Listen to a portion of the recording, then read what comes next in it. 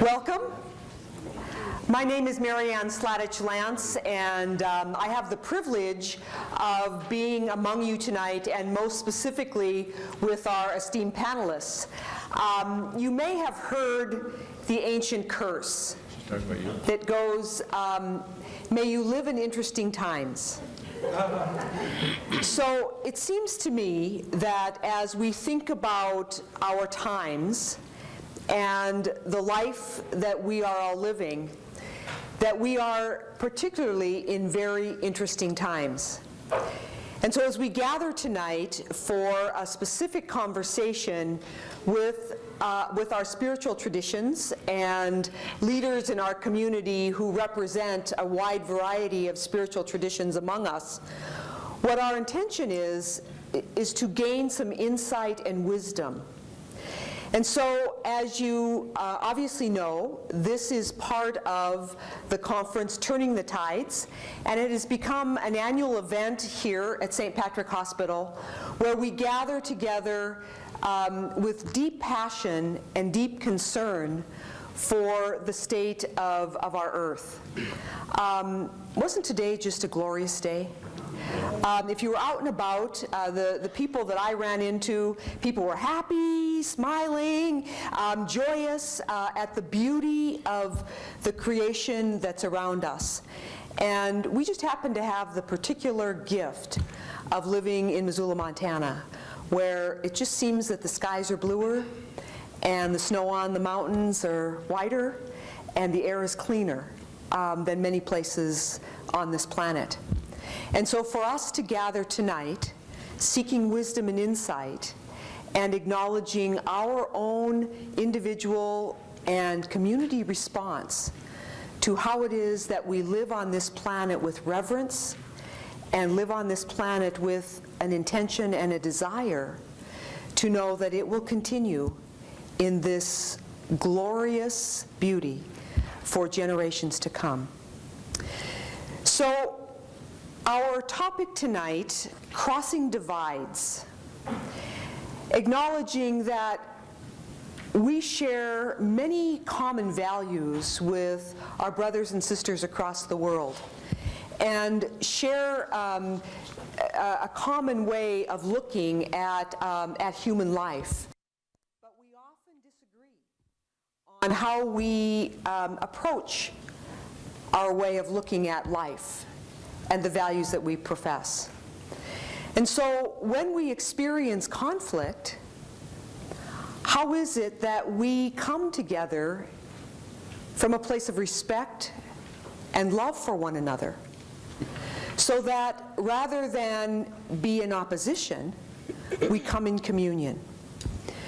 So tonight, as when there are conflicts in any part of life, we often turn to the wisdom of our spiritual traditions. And that's what we're about tonight. So you have before you, we have before us, 7 representatives of our spiritual communities in the Missoula area. And on the table as you came in, you received a copy of their biographies, or little biographies, a little bit about each one of them. And so I'm going to ask that you take one of those and that you read them in your own free time, so that we don't necessarily take time just reading through each person. And on the agenda, you also have their names and a little bit about who they are. But as they share their remarks, you will come to know them a little bit more, and what moves and stirs their spirit as we talk about this sense of how do we build bridges? How do we come together? How do we come together when there can be tension? And how can we learn from one another in that process? So let me introduce to you our panelists just by name. And after I do so, I'll just talk a little bit about how we'll spend our time together tonight. So in the first chair, we have Professor Samir Bitar, Gary Hawk, Louisa Dupuy, Father Jim Hogan, Glenn Moyer, Susan Hay Patrick, and Susie Clarion. So please join me in welcoming them among us.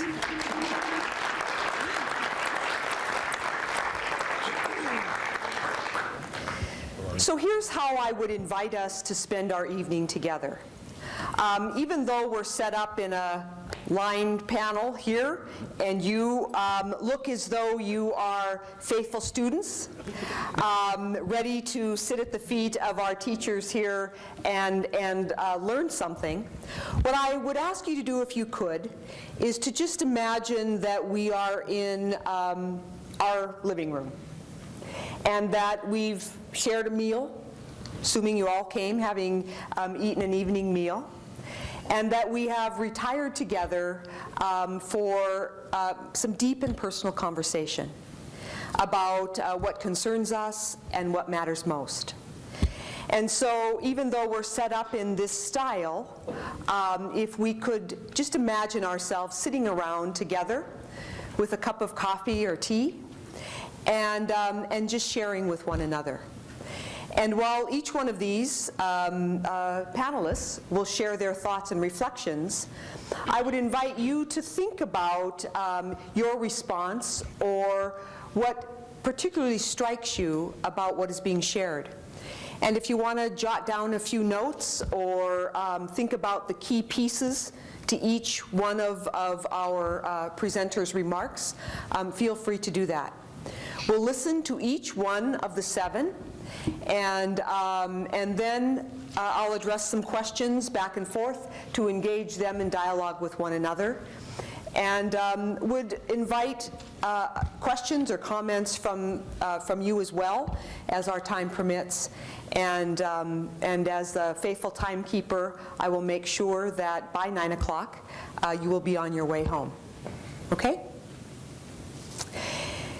So, since you are in the first chair, would you mind beginning our conversation? Not at all. Assalamu alaikum, أيها السيدات والسادة. Shalom, حافرين في حافرات. Peace be upon you, ladies and gentlemen. What you heard is the Muslim greeting, which symbolizes actions of the Islamic faith.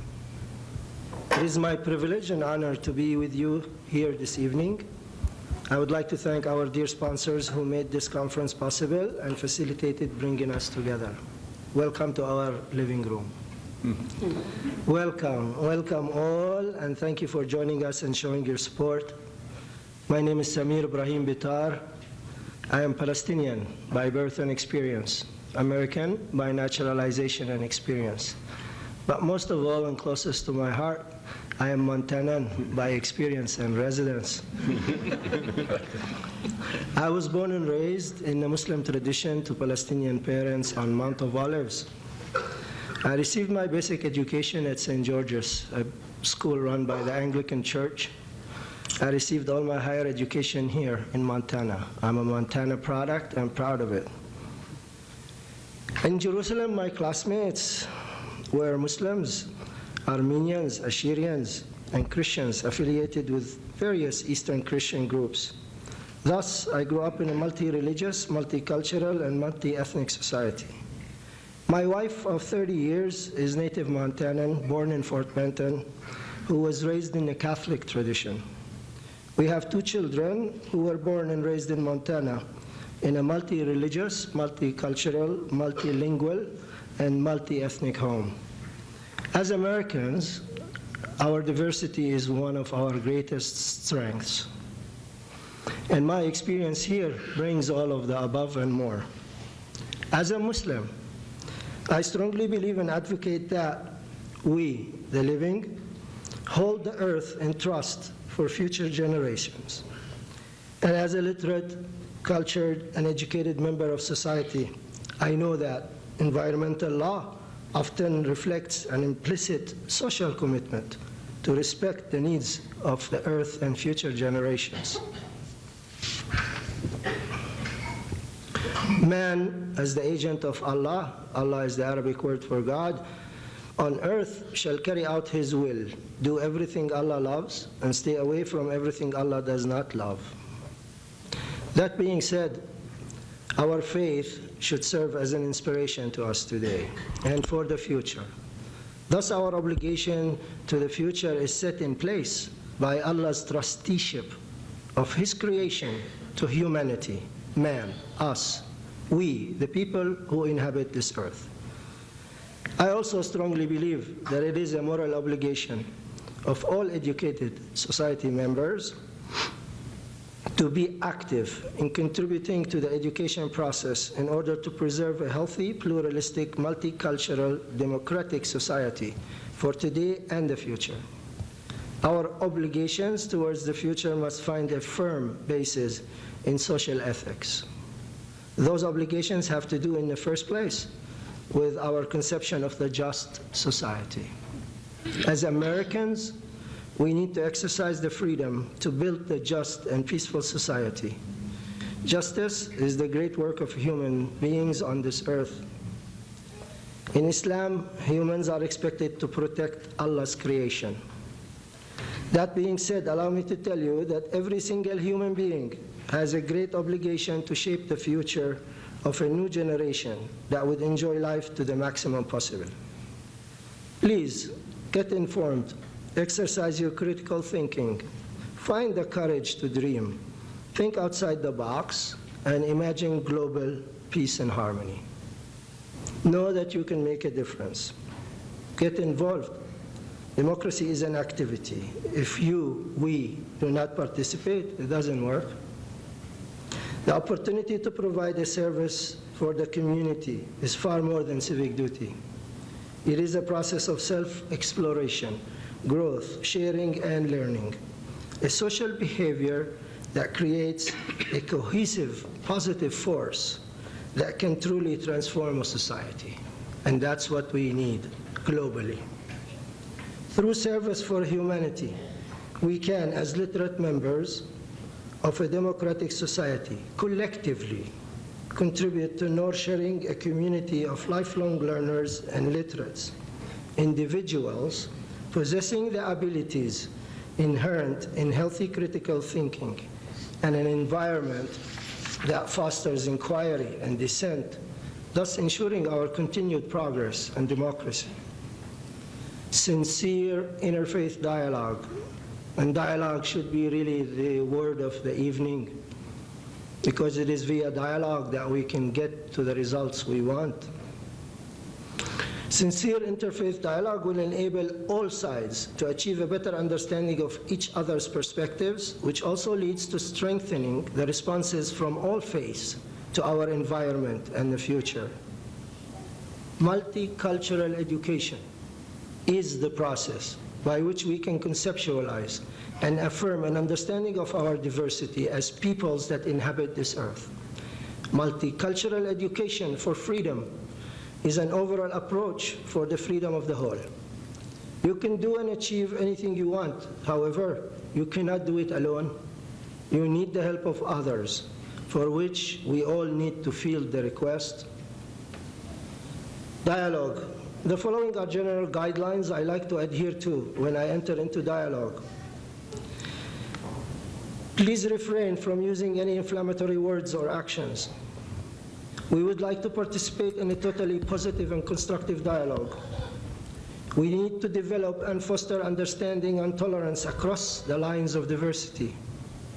We have a responsibility to be civil in our means of protest and disagreement, while at the same time respecting the beliefs and ways of those who we differ with. We need a lot of compassion when we enter dialogue. To some extent, our ability to show compassion is dependent upon our being in a better state than others ourselves. But at the same time, it is also dependent upon our ability to feel the common humanity of ourselves and others. To be compassionate towards others, we must be able to put ourselves in their place. Last but not least, acknowledging that we are human like them and making an effort to understand them. Now I would like to share with you an excerpt from a joint statement on Uppsala Interfaith Climate Manifesto of 2008. Quote, "We commit ourselves to taking and sharing responsibility for providing moral leadership within our various faith traditions and for others who so desire. We call upon all who have influence over the shaping of both intellect and spirit to commit themselves to a profound reorientation of humanity's self-understanding and of the world, whereby we acknowledge our estrangement and henceforth strive to live in harmony with nature and with one another. We offer the gift of our various faiths as a resource of empowerment for developing sustainable lifestyles and patterns of consumption. We undertake this mission in a spirit of humility, responsibility, faith, and urgency.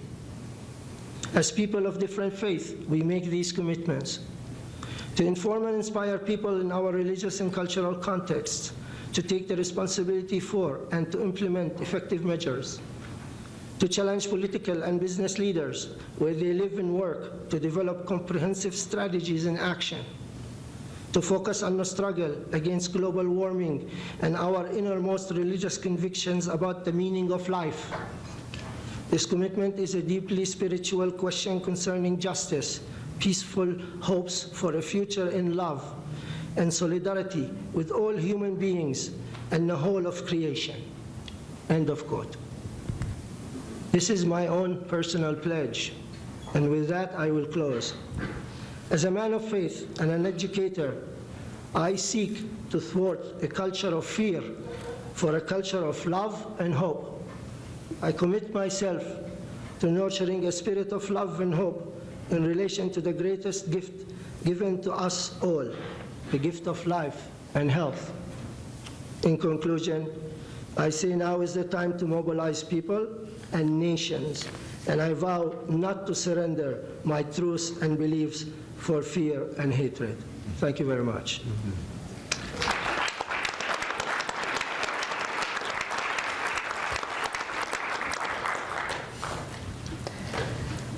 Samir, I find myself deeply touched by your movement from your head to your heart, from your heart to your head, from your head to your heart, and your heart to your head. And you used two statements that I think all of us might think about. You said to commit to healthy, critical thinking. Healthy, critical thinking. Informed and responsible and obligated, all words that came from your mouth. And at the same time, you said, we need the courage to dream. So from this critical thinking to a place of courage to dream. And you may know that the word courage comes from the Latin and French, cœur, which is heart. So that place of opening to allow something else that you said, the conception of a just society. So we got to see it. We got to know it. And the conviction with which you speak reminds all of us that it's more than just what we know. It's who we are and our commitment to one another that brings that dream to a reality.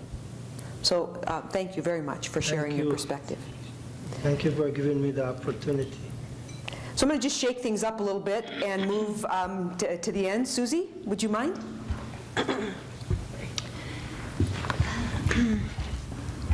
So in Buddhism, we share the merit of our goodness, of our generosity, and usually that will be done after a period of practicing together. But I want to take a moment and just pause into what we have here right now and just feel into all the merit that we have cultivated in just coming together in this way. The sincerity,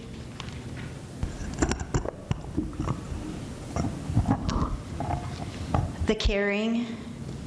I don't think that any of us would be here tonight without a deep sense of caring and responsibility. And so those are wonderful gifts to start with. So one thing I want to speak about in the way of things unfolding in this world right now is that much of the pickle that we're in, as you know, has to do with habits of mind and ways that folks cling to a certain kind of comfort, a certain kind of security.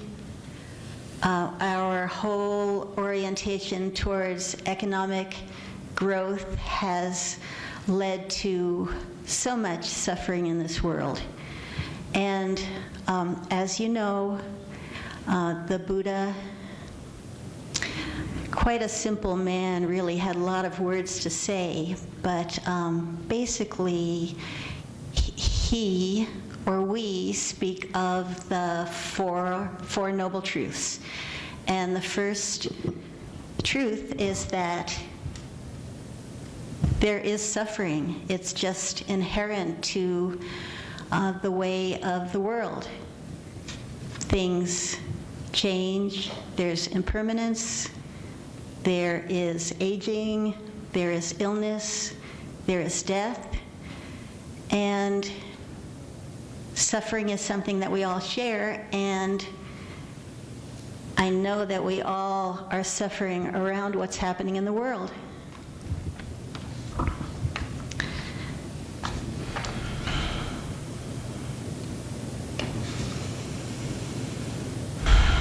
And so I'm just kind of sensing into that right now, that suffering that we know so well. And a reminder that that although all of us have cultivated some awareness and some critical understanding of what's happening in the world, that even those who are not as aware as we do are also suffering, and that the approach to conversations can be based on never forgetting that we all suffer and that we all have the same wish to be happy. That is something that we all share. We just tend to look for our sense of happiness, our sense of freedom in different ways. So we're speaking of respect here also. How do we have conversations that are respectful? So one thing that really excites me about this weekend is that those of you who stay are going to be getting a lot of really good understanding of some of the tools of conversing with people who don't agree with us. And these are extremely useful. And what I want to speak about tonight is something that has meant a lot to me in my own practice of being with people who do not agree, who have different points of view, and it's called the pause. So I'm not really here representing the Buddha. I'm here to just speak about the pause. And the pause, and I'm going to try using the pause as I speak with you. The pause is a way to step out of all our habits of mind, if even for a moment. So we have points of view. We want things to be a certain way. We have feelings of desperation at times about the way things are unfolding in our exquisitely beautiful world. There is grief, there is anger, there is fear, and there's also this place inside of us that we can use to step out of our usual way of being to make an intimate connection with someone, even if it's only for just a split second. We pause, we relax in the body as best we can. We see where there's tension or contraction. I see. You know, when I'm talking to all of you, I'm really just talking to myself. But I come back to the body. The body brings us back into mindfulness. And the body allows us to be right here in the present moment with someone else.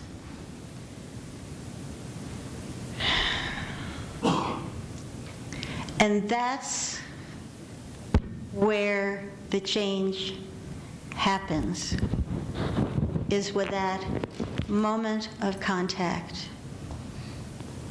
And in the pause, there's a relaxation. We can talk about what we care about, what we truly care about. We can talk about the things of beauty that we care about. We can talk about the children that we care about. We can talk about the future that we care about.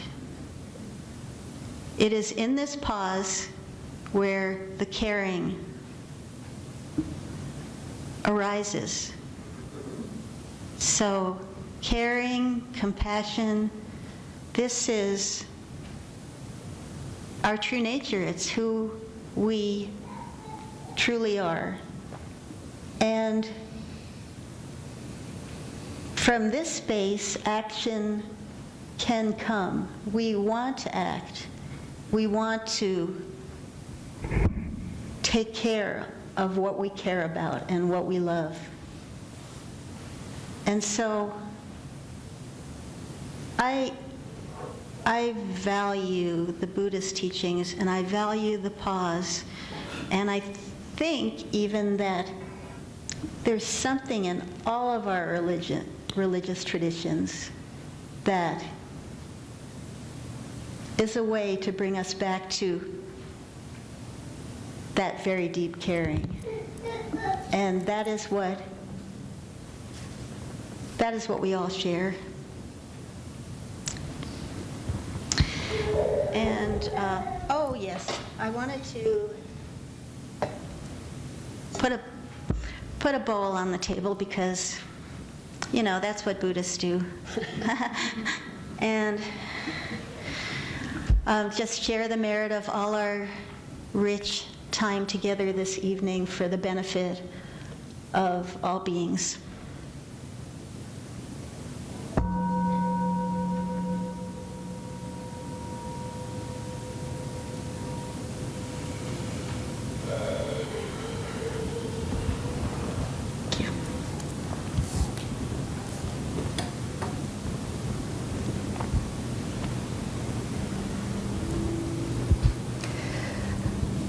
So in the spirit of the Buddhist tradition, I would invite us to pause and to acknowledge that each of our panelists was asked to help us from a spiritual tradition.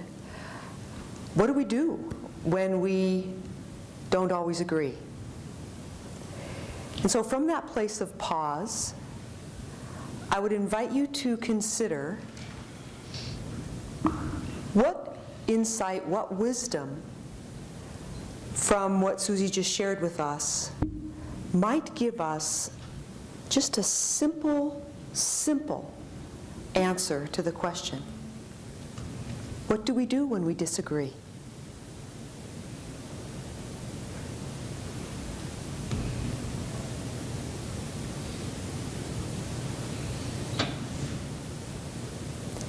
If a word or a phrase strikes you, just speak it out. Why? One? Why? Why? We attack. We attack. We open. We open. Resort to what we have in common. What do we have in common? What unites us? We go to our heart. We go to our heart.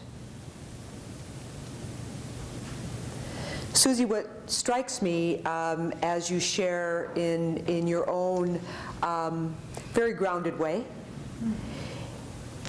is that there is something in the pause.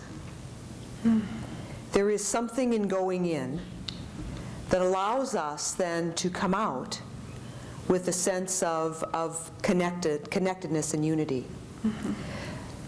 And I don't know about you, but what strikes me is that is so simple, but not always very easy. Because our mind sometimes gets the better of us. But when we connect, and you said just for a second even, or a half a second, when there's a connection, there's an opening.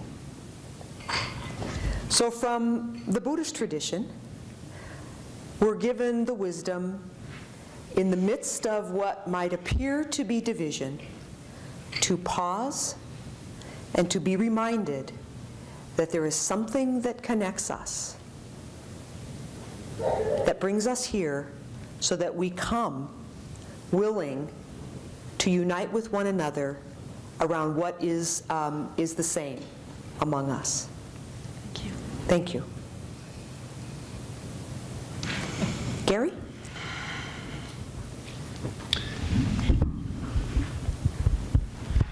Tonight I would like to speak in favor of certain virtues or habits of the heart.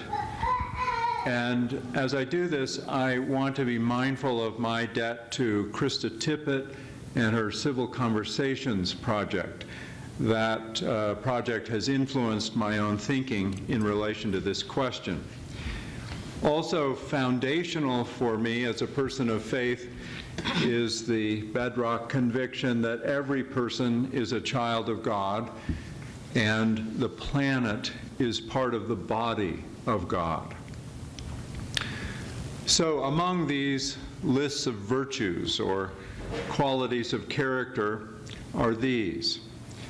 First, I would recommend in the face of disagreement that we declare our position on the topic and not hide that.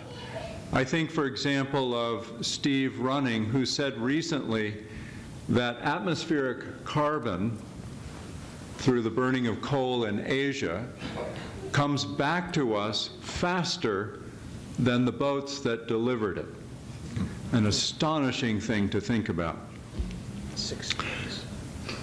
Virtue number 2, demonstrate a genuine desire to inquire and learn rather than merely defend a position. Being curious about another person's point of view demonstrates a sturdy sense of self, and it builds goodwill. We can do this by asking open-ended questions like, What did you mean when you said? What experience helped you formulate your position? We need to take a learning stance rather than a defensive stance, because we are not at the end of our ignorance. We are always at the beginning of what we do not yet know. Taking a learning stance rather than a defensive one is evidence of a more secure identity. With a secure sense of who we are, we can feel less threatened by another's opinion or position. We may have a chance to pursue that topic of identity. Another virtue that I commend to us is that we ask ourselves, what about my own position causes me to have doubts? Where might I be on shaky ground? We need to be aware of the claim, be wary of the claim to certainty. Sitting next to Samir, I think, for example, of the night we spent at Salish Kootenai College as a part of the anniversary of the birth of Martin Luther King Jr. And we took a question from the audience that night from someone who asked us something like, how do we live in the midst of people who are absolutely certain of what they believe, convinced that they are right, and that the rest of us are wrong? We did not have an easy answer to that question. I think it's also crucial that we ask ourselves, what about the other person's position do I admire? Then reveal that to the person who has a different point of view. This kind of question creates goodwill and it engenders trust. And the final virtue that I'd like to speak in favor of is ask yourself and the other person, could this conflict be about some much larger issue that has not yet been named? Here I'm calling for us to look for what's outside the picture frame. And being aware of this possibility, we often find our way to what I call the truth under the truth. And to illustrate this, I'd like to tell a little story about Fern Flanagan, a marvelous retired high school teacher from Miles City, who was a member of my parish when I served the Congregational Church in Helena, Montana. In the United Church of Christ, my denomination, ministers enjoyed what we called freedom of the pulpit. We were expected to speak our conscience, knowing, of course, that that was usually a risky thing to do. But honoring my own tradition, I remember a sermon in which I spoke out against the buildup of nuclear arms during the Reagan administration. I remember another time when I spoke openly in defense of the rights of gay people. And I remember another time when I questioned the wisdom of selling arms to Iran so that we could raise money to try to defeat the Contras in Nicaragua. After every one of these sermons, and others as well, about Thursday I would get a letter from Fern Flanagan. And in that letter, she would tell me all of the things about my position that were incorrect, and stuffed in the envelope were usually articles from the National Review. After I would get one of these letters, I would walk down to Fern's apartment, sit there quietly, patiently, listen to her point of view, try to explain mine, and then we would each go on about our business. Well, after this had gone on for several years, I started to think more deeply about the problem that we were both in, and it dawned on me that Fern and I might be defining the problem of evil differently. And thinking that that might be the larger issue at hand, I walked back down to Fern's apartment and I proposed that possibility. Thinking of the larger issue, Fern and I had our very best conversations, and the letters stopped. We might be able to apply this principle to topics such as abortion, gay marriage, climate change, and the death penalty. So these are some of the virtues that I would like to try to propose for us and that I try to embody in my own life when I'm in conversation with someone who holds a different point of view.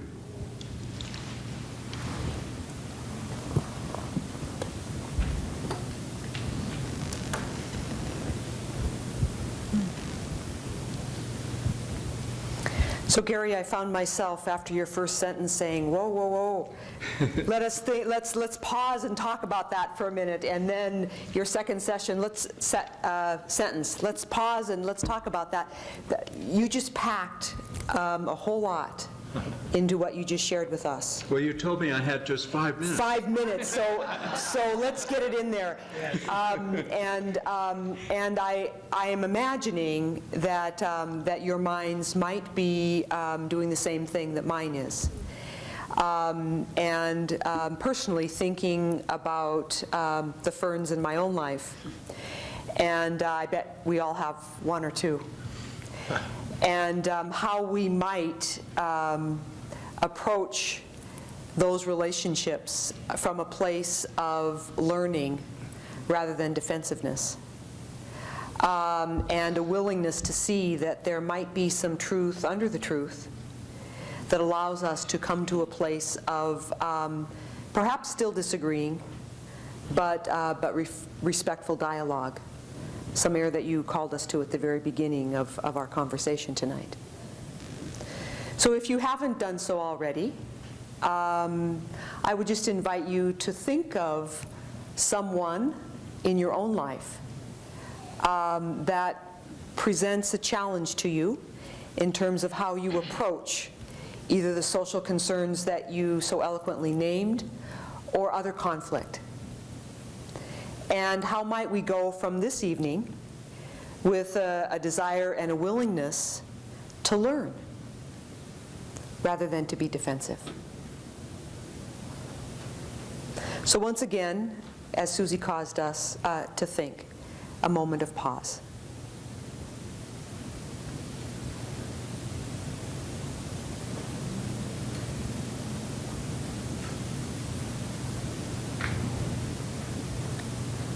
Glenn, would you take it, please? Go for it. Please? You're very tricky. Well, I found when I was thinking about talking about private conversations and all, I realized I don't agree with myself most of the time, so I've got a lot to jump into here. I was born in a third world country, born and raised. That was northern Idaho in the 50s and 60s.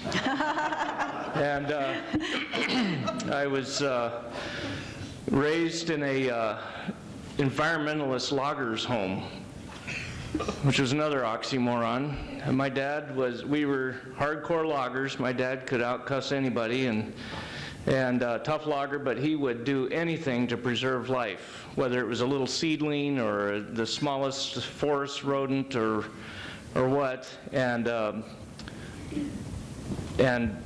modeled that for me. And I didn't grow up around the environment. I grew up in the environment, sometimes living in log homes and so forth. So I always had a passion for creation from my very earliest days.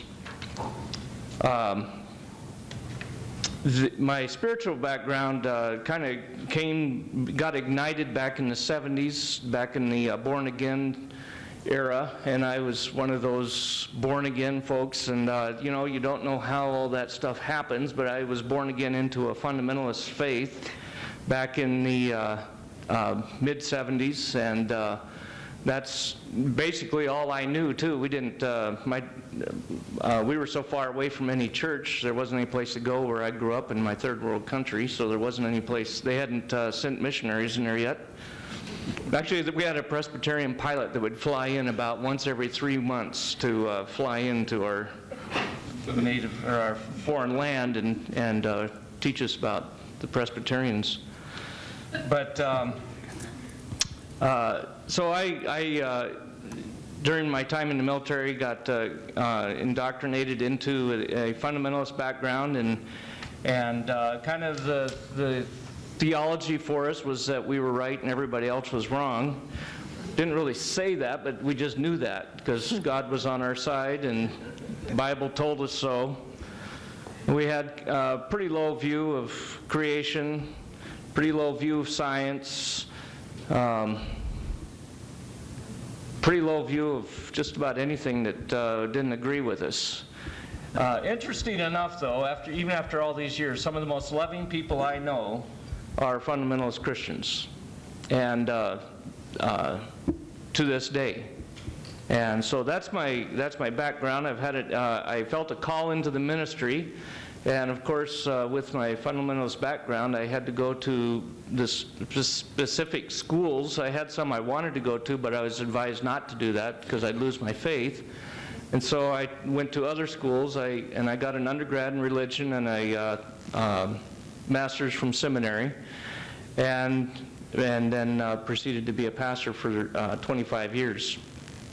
Interesting thing, I found myself unexpectedly experiencing the pause a lot. And I had that happen many, many times during my decades of service, pausing about the inconsistencies going on in my life and inconsistencies with my desire to follow Jesus' model to love one another and love God and love your enemy and all these things. I was having a lot of struggles with that. And so for the last 30 years of that faith ride I've had, I realized I have not yet come to the end of my ignorance. All these great lines that we're hearing up here. I love that line. I'm still not at the end of my ignorance. And I used to pursue with great vigor truth. I wanted to hold on to truth and live it with all my being. And I've come to the place now where I realized I'm on a journey seeking truth that has no end in this life. I'm just enjoying the journey. And truth is a pursuit. It's not something I'll ever hold. I think I got glimmers of it as I go. I say all that to say that I'm not alone in this journey. I get contacted, I bet, at least weekly by people going through this transition that I've been going through. I would not call myself a fundamentalist at this time. Like I said, I'm not trying to be negative. Some of the most loving people I know would be fundamentalists, but I am no longer fundamentalist. I'm probably more described, I suppose, progressive, liberal, heretic, something along those lines. But there's a great transition going on, and we're all having to deal with this challenge of how to have productive conversations. And so I've lived this for 30 years. I've been trying to have productive conversations, and this guy right here helped me a lot in my early days here in town. It's been a hoot to experience this. But to get to the final, just to the nub here, I wanted to address the specific question in two ways of how do we have productive conversations, and two things come to mind. First off, in our country, we have this line of left, right, liberal, conservative, and then all the things in between. And I'm starting to think that's not a good line. I think it's more like fundamentalist left, fundamentalist right, or fundamentalist liberal, fundamentalist conservative, and then there's the moderates in the middle.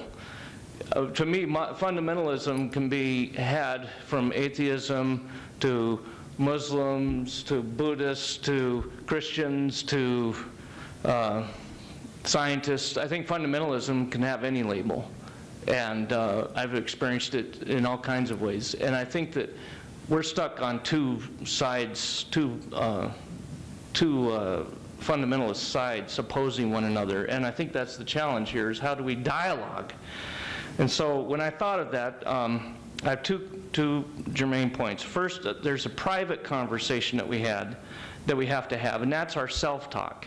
And I think that the way it gets started is you have to have kindness. How do you, this is me. How do I think about people in my head when I'm self-talking? How do I, when we're in our organization, our church, our denomination, our institution, what's our self-talk about others outside of that? Is there kindness? And for me, one of my very core values anymore is it's more important to be kind than right. I spent most of my years trying to be right. I'd rather be kind now. And then that automatically translates into our public statements of what's in our heart comes out of our mouth eventually. And if we're not kind at the start, our public statements are not kind. But if they are, then those naturally lead to friendships. And friendships lead to trust, and then at that point, I think we finally arrive at a productive conversation. I remember back in the days when I was supposed to be opposed to the gay lesbian agenda, and I had friends that were gay and lesbian, and that was a big. The people that I knew that were most adamant against, this is going back a few years, but that were so adamant against those issues didn't have any friends that were gays or lesbians. And so they didn't have a face in front of them. There wasn't that personal contact. And I found it was really hard to be right, even if it meant being mean. I didn't really want to be right because I didn't want to be mean to those friends of mine. And I found that kindness principle really paid off for me. And it changed my way of thinking on a lot of social issues like that. Then the second thing is the public conversations. Privately, I think it all starts with what's in our heart.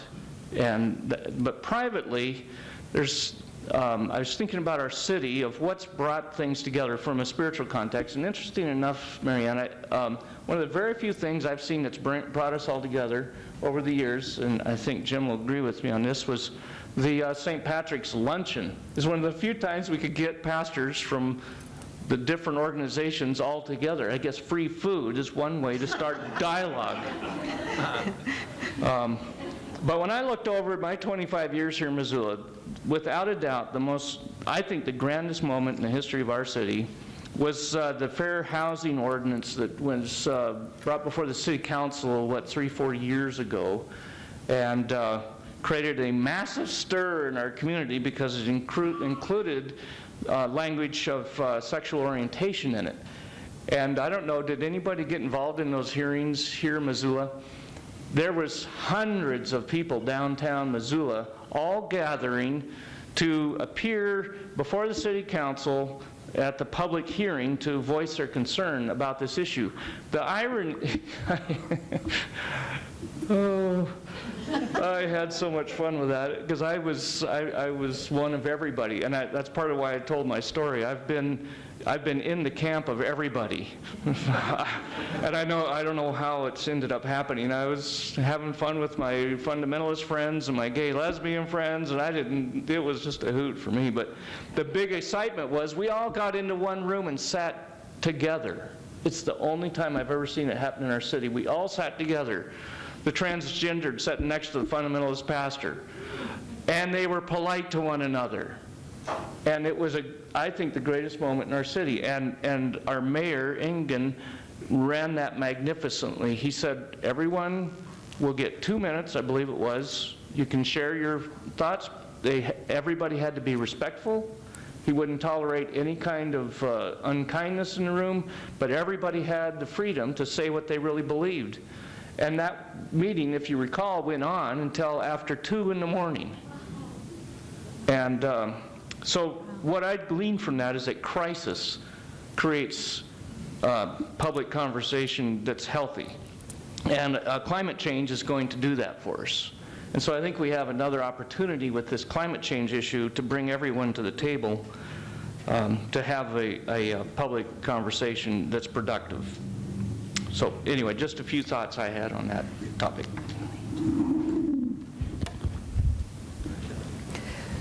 So I don't know if you've ever been to northern Idaho.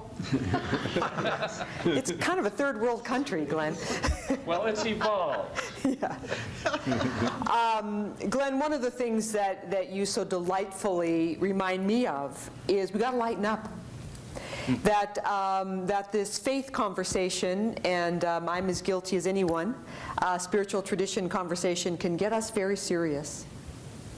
But you remind us that there's a great gift in the ability to chuckle a little bit and to find humor in ourselves and how we approach the world. So first of all, thank you for that. The other thing you said in a very sort of nonchalant way, I don't know if you heard it, he said, there is a great transition going on. Do you know you said that? There is a great transition going on, and acknowledging that we are in a time of great evolution. We might not do very well with change, and we might, wish things were the way they were, but change is way different than evolution. And transitioning from one way of being to a whole new way of being. And again, in a very simple way, you said that what it's about is acknowledging our sense of connection and relationship with one another. And you started with knowing yourself first. So what the spiritual traditions, whether it's liberal or conservative or fundamentalist or whatever, that doesn't matter. What the spiritual traditions remind us is knowing ourselves. Knowing what we think, knowing what we feel, knowing that we grow and develop from a place of being right to a desire to be kind. And out of that sense of relationship and connection with one another can be born. So thank you very much, Glenn. Louisa. Before I share this with you, I want to say that I'm the one that's right. And not only am I right, I decided that I would tell you what I've been thinking, and it's kind of like my answer, and I think it's a real valid answer. So maybe I even state that I would like you to hear me. So I'm going to kind of read and then kind of talk to you a little bit. I want to say these thoughts, give these thoughts in honor of my great-grandmother, Louisa Dupuy. She was a Métis, and she was Assiniboine, she was Cree, and she was French. And I am her. Okay? Now that right there should get your interest, so. All right? I'd like to share with you my particular worldview, which I believe can help bring about the necessary transition of human consciousness on our great planet Earth. And I'm not calling it late planet Earth, like some of our environmentalists. My father used to say, you could bring a horse to water, but you could not force him to drink. I am hoping that you will drink in my words or hear what I am saying, but you don't have to. To bring about the great transformation in the way we perceive our place on earth, we must change our worldview, or the way we think, from one of greed, exploitation, and superiority. We think we're superior. To one of harmony and balance and respect.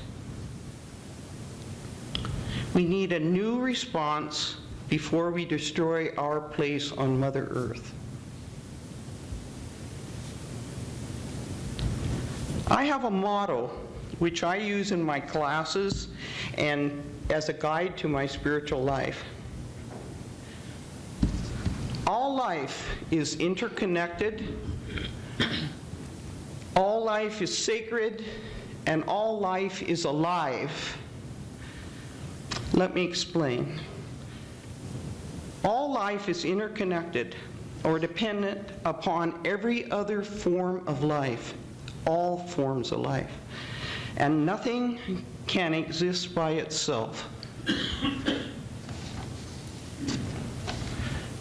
All life is sacred, which means it is of great value in and of itself simply because it exists. And you hear some of the environmentalists here, but I'm not telling you who they are because I only had 5 minutes. Okay? All right. All life is alive. This is a hard one sometimes. By this I mean all life, both animate and inanimate. The rock, as well as the bird, is infused with divine energy. I call this energy divine. You may call it energy.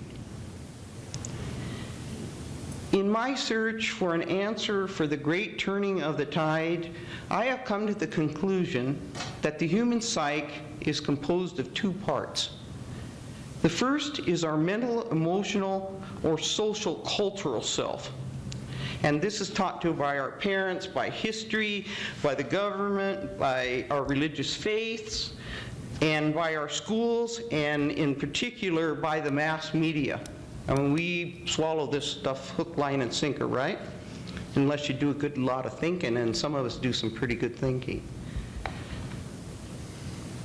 The second, much neglected part of our human personality is our nature self, our animal self, which includes, it's our body, which includes our physical and spiritual connection to nature.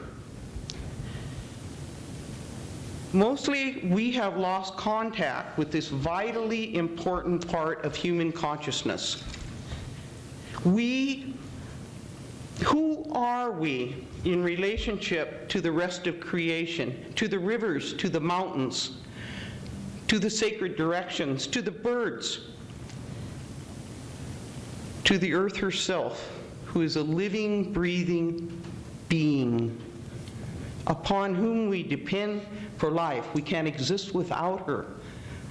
And to our grandfather, the sun.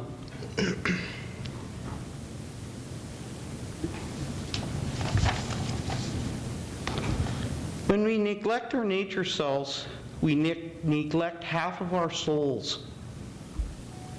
We are not just products of culture, human contrived and designed. We are part of the natural world. We have a body. We are an animal.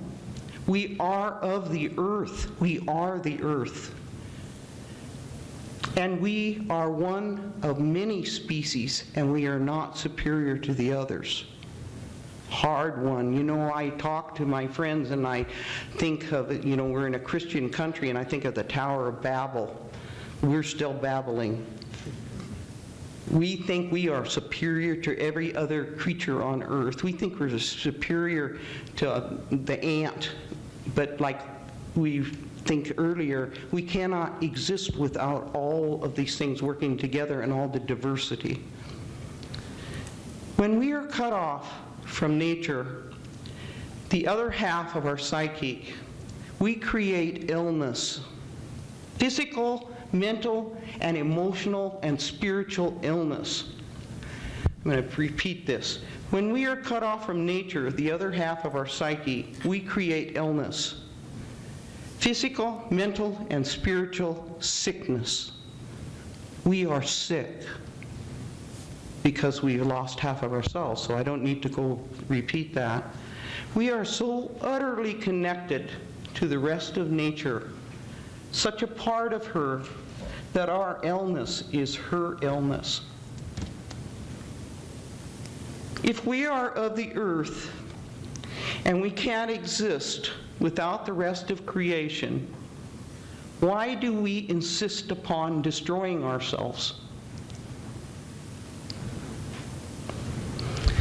Now, I asked you, do we really want to destroy ourselves, our environment, in our greed, our blindness, our egocentrism, with our failure to accept the seriousness of our eco crisis? Or do we begin to make changes? Do we begin to listen to each other?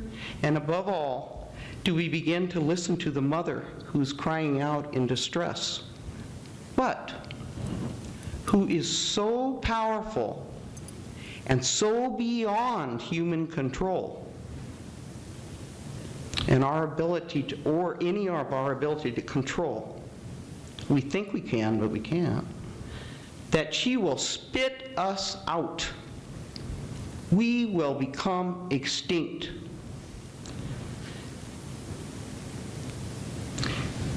If we do not learn to live with the rest of creation in balance and sustainability, we will destroy ourselves. We must learn to live with Mother Earth with humility and respect. Thank you. Ho.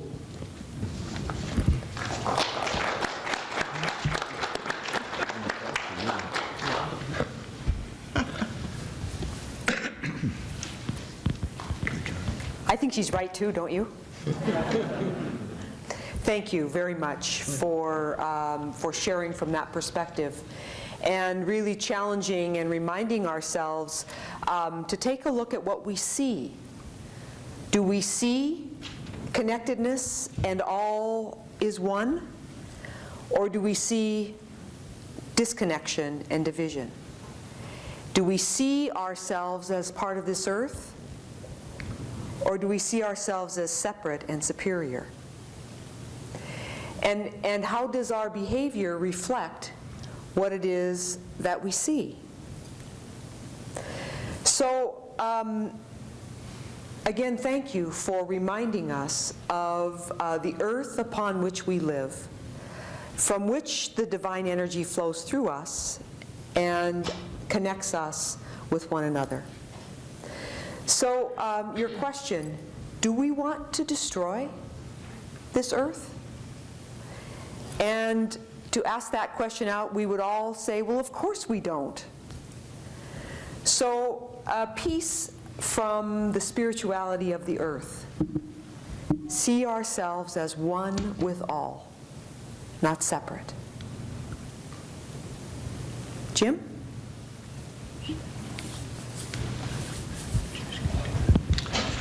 Well, I'm going to begin with a little, quotation from an essay by a woman living in Scotland, which I think catches some of what's already been said. She's talking about the state of the human heart in our world today. And this is what she wrote. We live in the dark, a darkness of bewilderment and sometimes of despair, groping our way through life with the tiny candle of what we think we know, yet acutely aware of the surrounding dark of unknowing and unpredictability. I think that's a great description of how all of us have to live, that tiny candle we carry with us.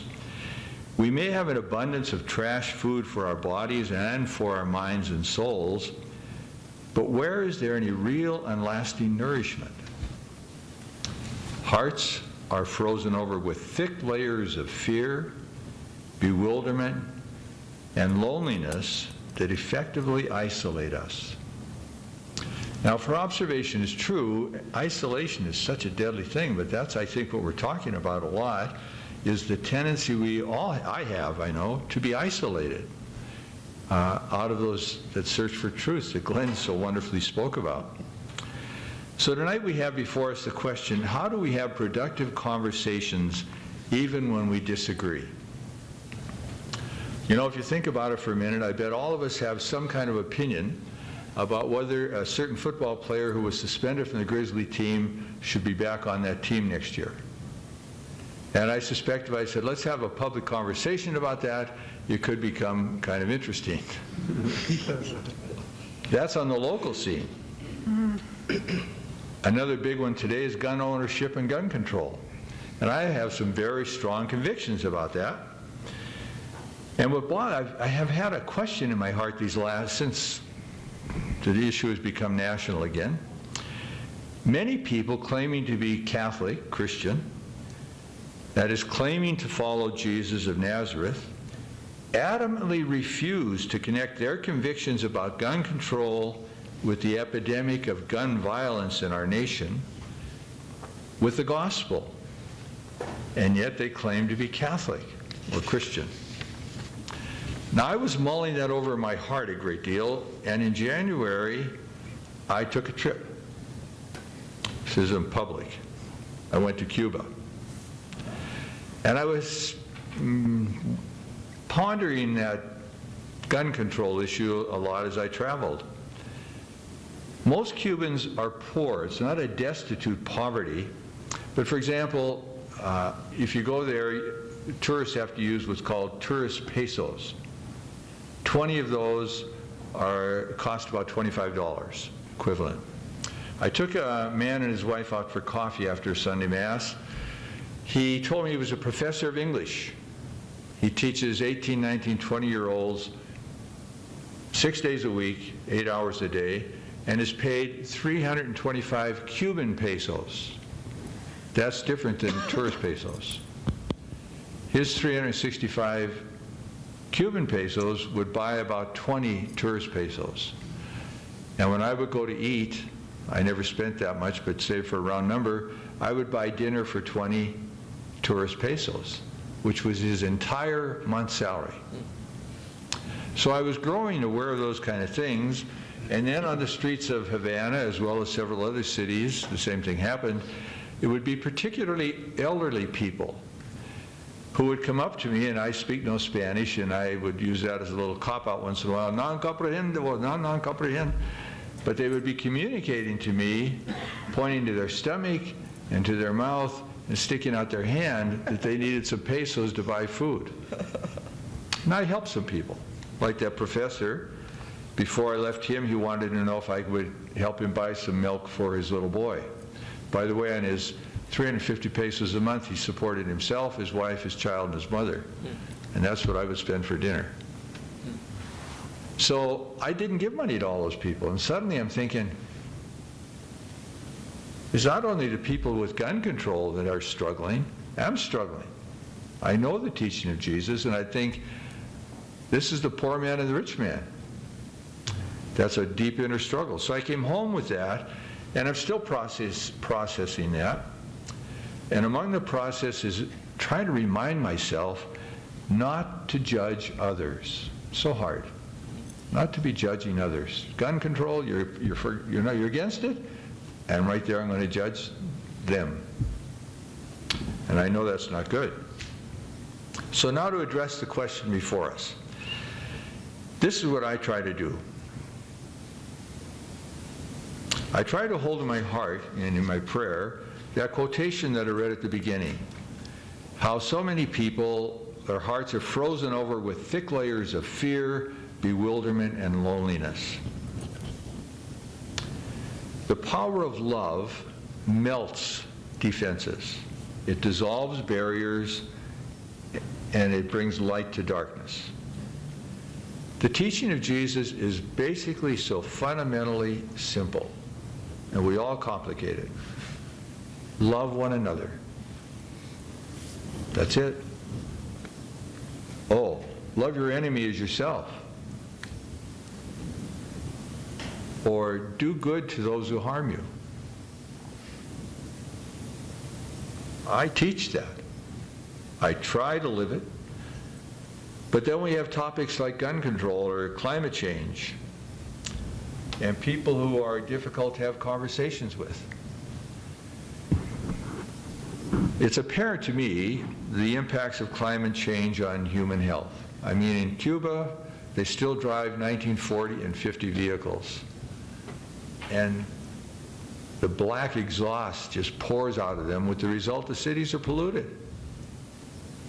That's not good for our health. You don't have to go very far to see what the climate does to our health. So I'm pondering the question, how do I cross the divides, the barriers, the fears, the darkness?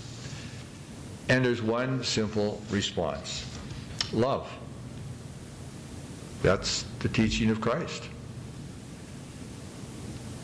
So when a discussion begins, my intention is, and this is not easy to do, but my intention is to try and speak to the other person and let them know verbally that I try to form my opinions and conclusions about significant issues of life, first by gathering information about the topic, then pondering that information in my formal prayer, and then applying the life and teaching of Jesus to the issue. That's where I come from. And I try to be clear about that if somebody's starting a conversation. It's hard to do that, but at least it helps to be honest where I come from. And then to say to the other person, I respect you and your opinions. And I want you to know that I'm not interested in changing your mind or your opinions. I'm not interested in changing you. But I do want to listen to you so I can understand and appreciate where you stand. Try to be very affirmative to this other person. And then saying, I hope you will be open to me in the same way after I listen to you.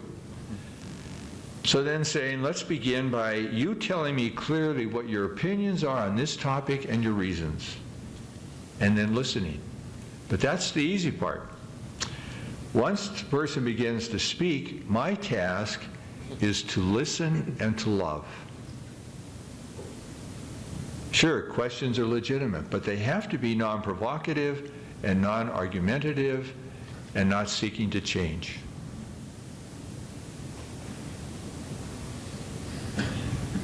It's a difficult task to do. Love one another. In the same article that I quoted from at the beginning, this woman in Scotland recalled a wonderful old fable, and I'll just finish with this. A man went for a walk wearing his overcoat. The wind and the sun had a game with each other. Each claimed it could persuade the man to remove his coat. The wind tried first. It blew and tried its hardest to blow the man's coat away, but he just pulled the coat more tightly around himself. Then the sun came out, and simply by shining down, warmed up the man so much that he quite naturally took off his coat. For me, that is the way of Jesus. It's the way of love.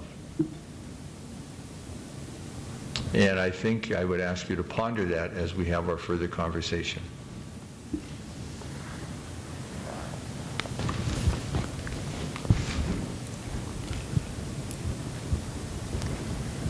So Jim, while you didn't say this specifically, what you have very beautifully shared with us is that from the perspective of the faith traditions, and in particular your own Catholic Christian tradition, that the concern is the state of the human heart. And so as we again consider all that we're about and the conflict or the tension or the divisiveness that arises around us when our opinions differ, to very simply say, what's in our hearts, and the call to love. You said over and over and over again, and it's not easy. It's not easy. And yet what else is there, is also what you said. So in a very real way, what you did is share with us from the perspective of your particular faith tradition, how it informs you and guides you in your personal desire to live from a place of love, and how that takes shape in how you interact with people. So again, in a very simple way, if a word or a phrase or a thought struck you from Jim's conversation with us, just speak it out. I just have a question. Who was the quote from at the beginning? That was beautiful. Her name is, I'd have to look, Margaret Silf, S-I-L-F. She's Scottish. Thank you.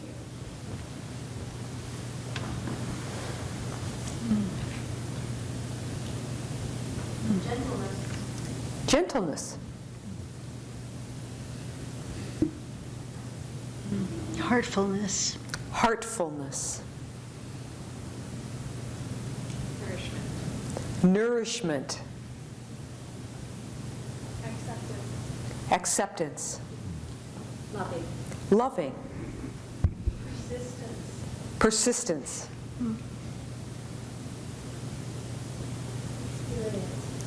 Experience. Experienced. So Susan, you have the great gift of having the final word. Thank you. I want to say, Marianne, you're doing just a tremendous job, and thank you.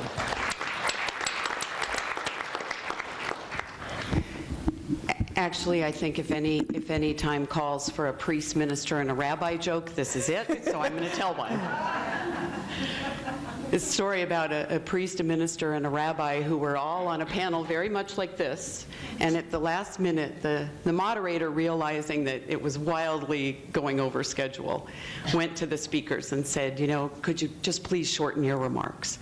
So the priest cut a line here and a paragraph there, and the minister did the same, and the rabbi just talked faster. So that's what I'm going to do. Somebody gave me a card the other day, and he said it reminded him of me. And it was a picture of a very determined-looking woman, and the caption was, "I'm not bossy, I just have better ideas." And I thought about that when I was preparing for tonight, because I think that kind of reasoning is partly what gets in the way of civil discourse. We are so convinced that we have the perfect wisdom, that if we concede anything in a debate, it's as if we concede everything. So we talk over and around each other. And cyberspace, including Facebook and the blogosphere and the online comment section of the Missoulian, make it really easy for some people to spout the most poisonous venom, often anonymously. And I don't think that lends, I understand people's right to say it. I just wish that they sort of applied that, the mother rule. How would you feel if your mom read what you just wrote or what you said? And then these things take on a life of their own. Like Mark Twain said, a lie is halfway around the world before truth has time to put its pants on. And so the cyber, I think cyberspace is a great impediment to civil discourse, with all the wonderful things that we've come to depend on. With I can't even sit on a panel discussion apparently without my phone out, but it does, I think, often impede civil discourse. We are so. Well, let me just say, within Jewish culture, we have a tradition of God wrestling, struggling mightily to find the truth. And we know that robust and vigorous debate is a hallmark of a pluralistic society. But sincere God wrestling requires us to have both open hearts and willing ears. We need to leave open the possibility that someone else might have something valuable to contribute, because too often we can't bring ourselves to say or to believe that the foremost important words in any difficult discussion are, "You may be right. You may be right." We are so intent on advancing our own points that we don't follow the wisdom of the author Stephen Covey, who says, "Seek first to understand rather than to be understood." We miss chances to find common ground and to advance the common good. It says in the Torah, the Jewish Bible, "Love truth, but also peace." There's a great Jewish tradition of seeking peace with our enemies, which is why conversations between Jews can be so difficult. I mean, if you think Jews are united in a common view about politics or Israel or really anything, you'd be very wrong. We say 2 Jews, 3 opinions. So even the term the Jewish community is misleading. We're not monolithic. We're very different in our religious practices and our political beliefs. And I imagine that my colleagues on the panel find the same thing, that we're very diverse within our faith. I am a progressive Jewish woman, and I think my religious practices and my political beliefs have very little in common with those of an Orthodox Jewish man. I would say that Jews, generally, we find guidance on the question that you'll be wrestling with this weekend, tomorrow, the question of the environment. We are taught that the central commandment in Judaism is to repair the world, tikkun olam, we say in Hebrew. And it begins in Genesis when God tells Adam and Eve to take care of the Garden of Eden. In the Talmud, the rabbis say that when we disagree, we should remember that God spoke all these words, that all words were given to us by a single shepherd. We are told to make our heart into a many-chambered room, and also to see God in the face of our neighbor, and recognize that the wisdom we seek, the common good, can come only from listening to each other. We are told to guard our tongues and to reject bearing false witness, 2 commandments that Jewish tradition holds very dear. We are admonished to remember the words of the sage Hillel, what is hateful to you, do not do to your neighbor. We've had very serious discussions tonight, but I often wonder in difficult conversations, what happened to our sense of humor? I mean, we need to take ourselves and our principles and our beliefs seriously. But when we take ourselves too seriously, we become very ponderous and preachy, and frankly, no one wants to listen to us yammering on, hammering our points home. I find that the difficult conversations in my life, whether personally or professionally, they are always alleviated by retaining a sense of humor. So in that spirit, I'm going to end with a story. This is what I told you, Jim, when I ran into you yesterday that I was going to tell. So several centuries ago, the Pope decreed that all the Jews had to leave Italy.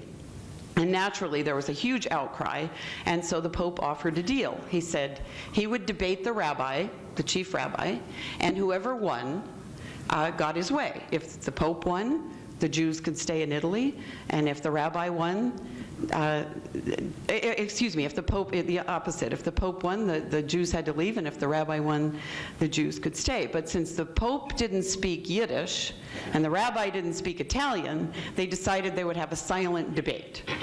So on the appointed day, they sit opposite each other and stare at each other, and the Pope raises 3 fingers, the rabbi raises 1.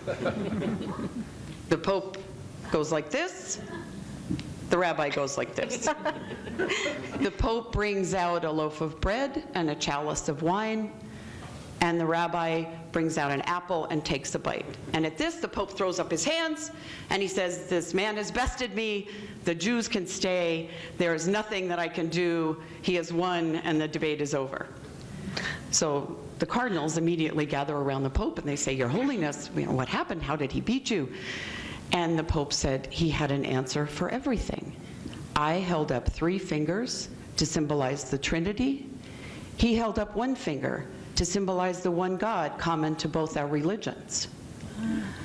I said God is everywhere. He said God is also right here with us. I brought out communion to symbolize that God forgives the sins of all those who believe. He brought out an apple to remind me of original sin. I knew that I was beaten. This could have gone on forever. So meanwhile, the Jews are all gathered around the rabbi, and they say, "Rabbi," or actually they probably said, "Rabbi, what happened? And how did you beat the Pope?" And the rabbi goes, "Honestly, I don't know." He said, "We had 3 days to get out of town." I said, "Not one of us is going."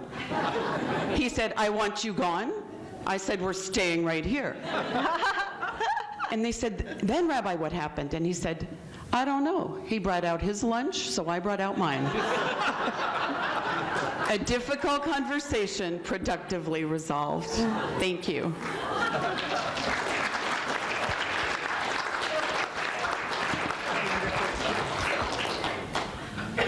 So that was really divine wisdom that Susan went last. That was not planned at all. Thank you very much. And the word that you certainly, at least in concluding this panel conversation, the word that you leave us with is that word wrestle, which is why we're here, is really to wrestle toward that grand transition that is in the process of happening, acknowledging that we need dialogue and critical thinking to bring us to a place of healing in our world. And as Louisa, as you remind us, we are one with this earth. So as we talk about the healing of this creation that we're about, we're really talking about the healing of all of us and what that means. Elimination of fear, open to love, and acknowledging that in all of that, we must not take ourselves too seriously.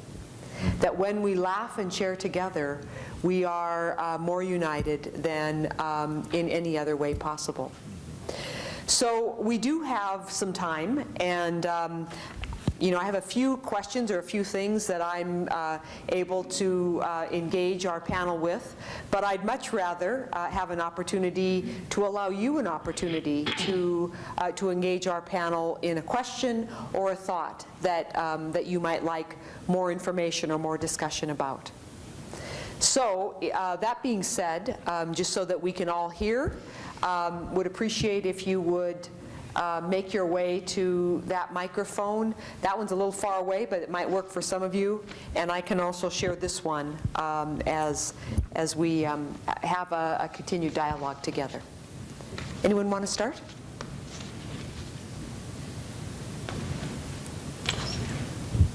Please. I think you could all hear me. So this is a joke that was told to me a long time ago, which I've had repeated many times.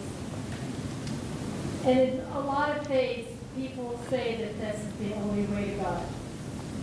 So a man dies and he goes to heaven, and there's no one there. And he's shocked. So finally an angel comes and says, "Oh, I'm so sorry. I didn't know that you were going to die today, or I would have come to meet you." And so the man says to the angel, "Could I look around heaven with you?" He goes, "Sure, I have time to do that."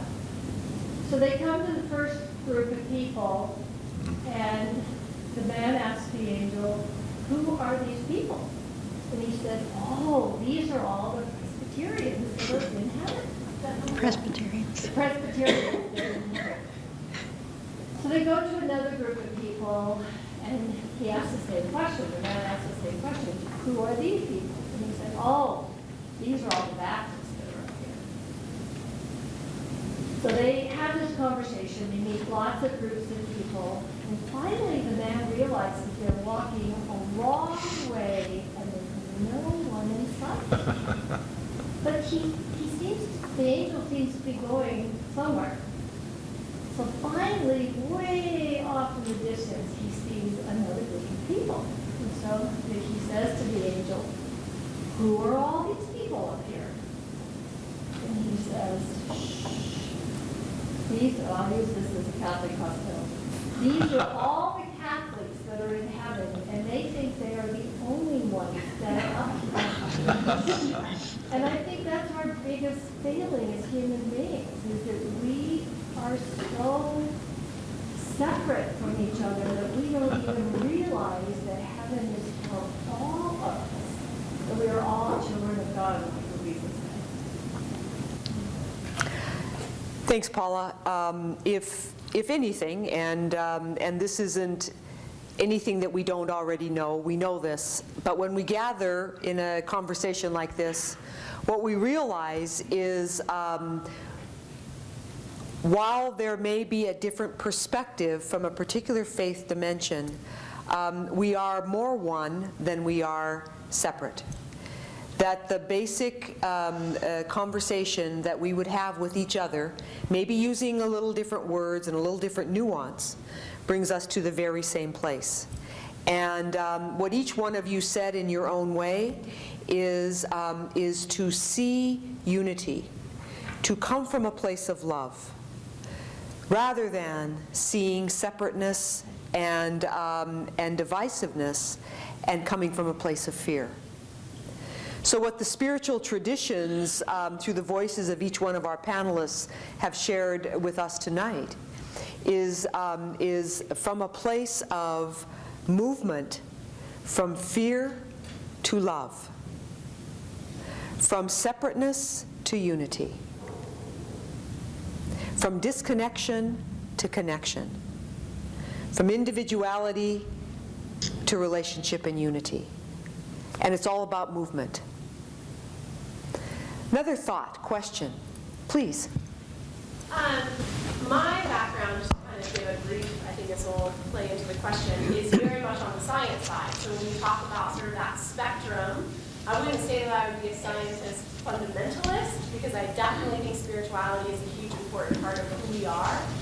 But I would say that I'm much more on that side. And something that I find difficult sometimes in conversations is finding an even playing field of opinions based on what I would see as fact or as research versus opinions that are informed purely by that religious tradition. And I have a hard time coming to those conversations because I feel like we're talking about two different things.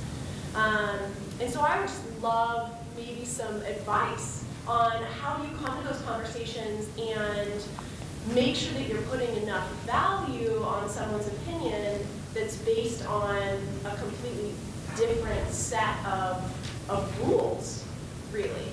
How do you even out that conversation field so that you can actually make that connection? Because I oftentimes find that that connection is completely missed when you're talking about a belief, because you can't really have that.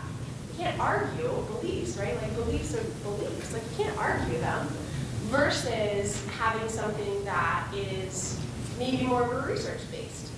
Just to give an example, when I was in high school, this really stood out to me.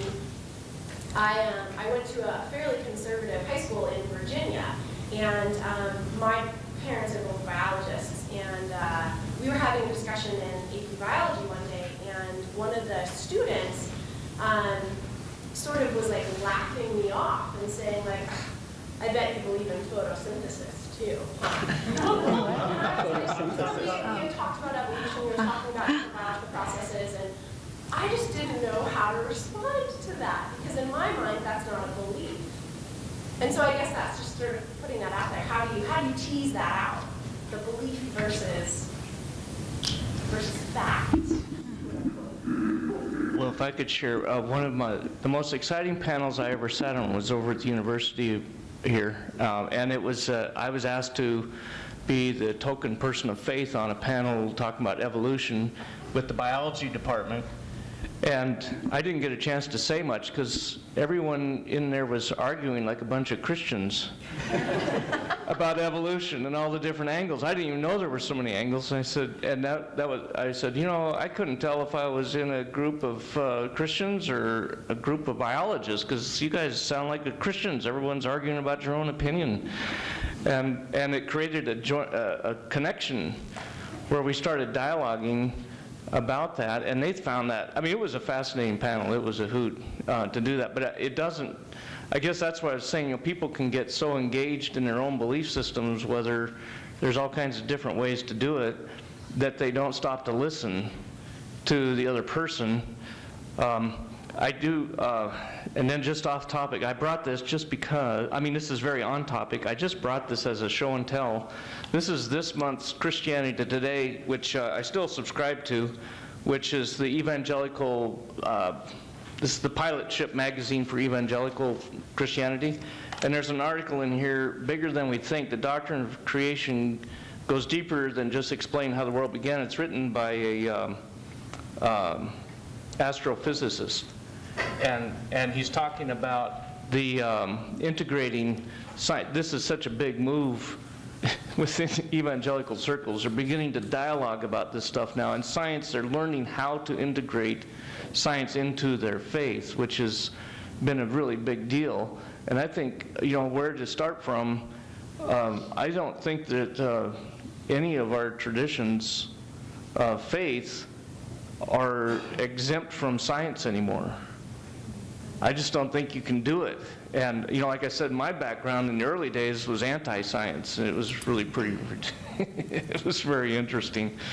But even the flagship magazine of evangelicalism in this month, this is not atypical. And I think that there is a natural connection. And I think the adventure for you would be to just listen and find it. And I, even in scientific circles, just finding a connection with one another, even as you were saying. I found it fascinating how, we can disagree within our own circles just as people outside of biology and could care less about the intricacies of all, of all those evolutionary disagreements. I didn't even know what they were talking about, and I felt just like a scientist in a room of Christians. Like, who cares about that doctrine?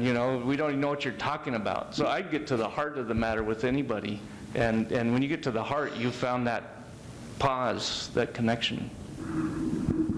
I'd like to share a few things. Your question is a good question, but it has no context. I teach language and cultures, and at the end of the day, it's all about context. So if we can define context further, then we can discuss your question in further detail. But I can share with you general advice. These are things I share with my students. I have the pleasure of working with many over the years. And it all starts with attitude. Anything in life starts with attitude. I teach them 3 acronyms, 4 acronyms. I use these acronyms. The first one is AAE/R. So everything starts with attitude. That's the first A. The second A is attendance. And here, attendance is not just a dictionary meaning. Attendance is not just being present in the room. Attendance is being there, interested, open-minded, focused, and receptive. And having said that, I want to assure you that listening does not mean agreeing. So you should always listen to the other person. Because when we listen, it does not mean we agree. So we should always listen to the other person. And then I teach them the 4 L's. And that's, as humans, we are meant to live, learn, laugh, and love. And with love, and these are my own words, we can attain the highest in human existence. Now, as we go about all of that, we need to put in place the 3 C's. We have to be calm, courteous, and considerate. And we can achieve what we want with the help of others. And as you saw and heard from all of us, there are many strings that actually tie the different things we talked about. Okay? I come from all the areas. I also have degrees in civil and structural engineering, so I'm a scientist as well. And I'm a spiritual person. And I value my faith over any science. However, I love science. Okay? So I'm open and receptive. You have to be accepting of the other person's opinion and respect it. You have to be open. In the words of the Prophet Muhammad, peace be upon him, he said, "Khairul umur al-wasat," which means the best of issues is the center. We don't want to be on either extreme. Glenn mentioned the dichotomy, very liberal, very fundamentalist. We all need to be in the middle because we need to be flexible. Don't be harsh, you'll be broken. Don't be lean, you'll be squeezed. Be flexible and open. I hope that helps in you approaching that discussion. I don't speak from any place of authority, but I hear us doing the same thing over and over again. All my life, I've heard about this thing called love, and believe me, a lot of times I don't know what that word means. I get tired of hearing about love and openness when we are destroying our habitat. We're talking people communication. We are ignoring, we're anthropocentric, human-centered, and you're skipping that you need to, and I'm being dogmatic, we need to change the emphasis on human emotion that has not worked. We have to start thinking of the planet and the earth and that you're part of it. And this other stuff, we've been doing this dialogue for centuries. And so here, I'm supposed to be up here giving you some kind of maybe something you can think about. Well, I'm not. I'm giving you an argument. I make enemies with my fellow people on the panel here, and my moderator might shut me up. I'm saying we're talking anthropocentrism, and we're still all human-centered on these big words that do nothing. They don't solve our problems. Okay?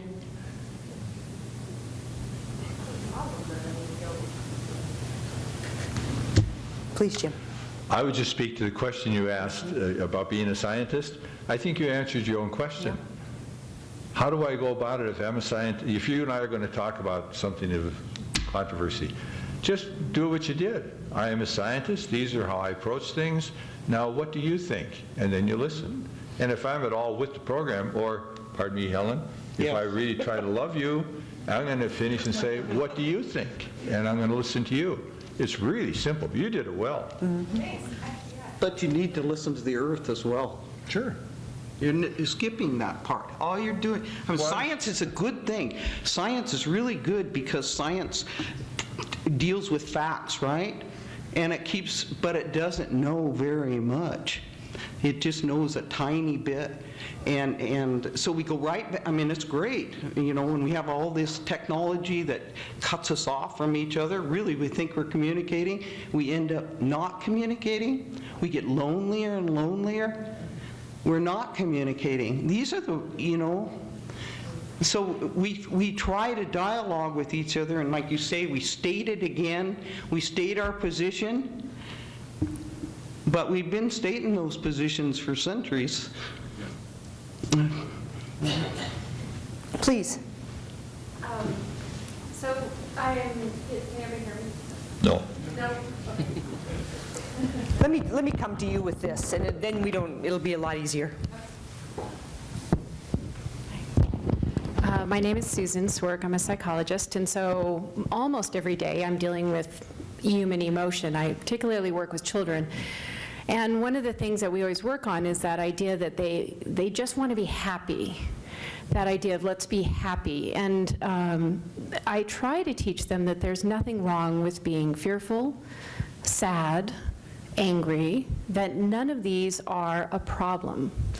And so as the panel's talking about how fear can grab us, I want to consider the human nature, the nature self that we have, that these are really intelligent survival forces that connect us to every single other living creature on the earth. That there is the power of fear or melancholy, that if we didn't fear something, we wouldn't be cautious. If we weren't sad and grieving for loss, we wouldn't drive ourselves to take greater care. If we weren't angry, we wouldn't have the energy to fight for something. And so in a lot of the conversations, and I've heard the panelists sort of talk about the difficulty of fear, that there is something unifying that brings us together in a crisis, that idea that a crisis creates communication, that we will come together out of a place of fear. We just don't want to stop in that lament or despair, as Al Gore said. We don't stop there. We have to find a way to move forward. That moving forward is not aiming for just our pleasure. You know, that what are we doing that brings us into something greater, that we aren't aiming for pleasure, but this intense process of emotion as a signal to move us forward. So I'd like the panel to talk a little bit more about how fear is not just a wounding, but more of a signal that can launch us. And the use of that in the spiritual traditions, fear is promoted in some ways. In religion, sometimes fear is a motivator to be good or else. So how do we turn the usefulness of fear into more of a productive dialogue? Gary, will you take a stab at that one?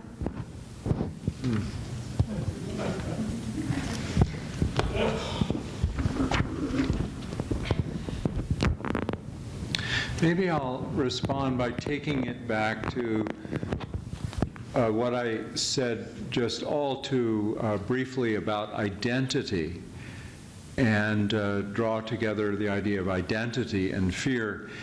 And sitting next to Louise, I sense her passion and intensity. And it brought back to mind a time when I was in Costa Rica, and I was in a very beautiful place, a remote place that I got to by several airplanes and several boats. And as I left on this boat to go back the way I had come, I became so conscious that after I leave, the vultures will scavenge the beaches, and the jaguar will come at night, and the birds will nest in the dead tree, and the fish will swim up the river, and the butterfly will cross the river, and so on. And I realized, in essence, it's all going to go on without me. And that helped me to hold my identity much more lightly, not clutch it, not try to possess it, not try to maintain it. And approaching life that way, I find that I am less fearful. And I'm also a little more patient with people who haven't yet quite realized that it's all going to go on without them. Thank you. By way of acknowledging again our intention for this evening, to spend time together with the wisdom of the spiritual traditions, to give us some insight and maybe some way of acknowledging and addressing how we come together when we don't necessarily see things from the same perspective. And so tonight we had the great honor, really, to listen from a whole variety of different perspectives. And Louisa, what your comments reminded me of there at the end is what the spiritual traditions also call us to, is to be prophets in our world, and to speak from a place of great passion and from where we see reality unfolding. So surely it is about, as Jim reminded us, love. Surely it is about our obligation and responsibility, as Samar reminded us in the beginning. Surely it's about taking time to pause and to go in before we react and respond. Surely it's seeing ourselves connected to every part of this earth. Surely, and from a place of spirit, we can come to a new place in evolving toward where it is that we're being led. So it's a great way to spend a Friday evening. Using our minds, acknowledging the movement in our heart and in our very being, and joining together to know that when we come together, we can, with great zeal and with great intensity, know how it is that we are to save this earth. So I trust that many of you will be back tomorrow, and we'll continue this conversation with the other speakers and panelists that will join us. And as we move out into the evening, feel free to continue this conversation among yourselves, have another cup of coffee, tea, and above all, have a restful, peaceful evening. So lastly, please join me in thanking this group for sharing their